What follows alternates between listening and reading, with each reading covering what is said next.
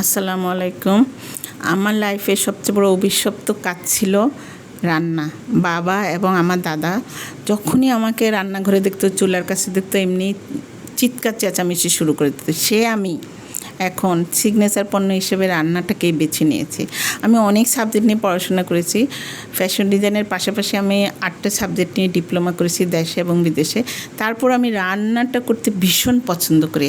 আমি একান্নবর্তী পরিবারে বড় হয়েছি, সেখান থেকে তো রান্নার আমার দেখে দেখে কিছুটাই আছে। তারপর আমি কোর্স করেছি। সবচেয়ে বেশি ভালো লাগে যে আপুগুলো অর্ডার করে, সে আপুরা আমাকে ভালোবেসে সুন্দর করে এত ভালোবাসা দিয়ে বলে অর্ডারটা করে, আমি রান্না না করেও পারি না।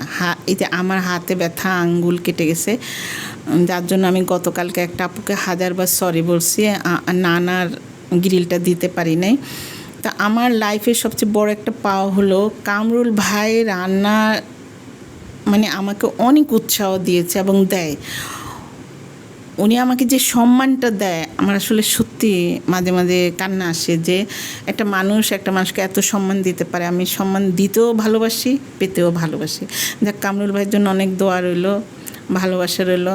কামরুল ভাই, সামনের দিকে এগিয়ে যাওয়ার জন্য আপনি আরও আমাকে প্রেরণা দিবেন। আমি এগিয়ে যেতে চাই আমার এই সিগনেচার পণ্যটা নিয়ে, কারণ আমি দেশে এসেছি কিছু একটা করার জন্য। আমি না করে হেরে যেতে চাই না, বুঝলেন? আমি হেরে যেতে চাই না। তো এই খিচুড়িটা রান্না করেছি বৃষ্টির মধ্যে। আমার হাতের ব্যথার জন্য ভিডিওটা পোস্ট করতে পারি না, আজকে করলাম।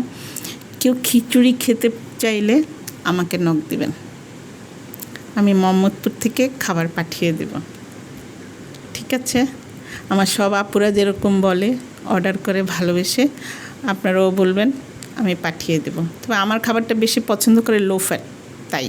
ভালো থাকবেন। আসসালামু আলাইকুম।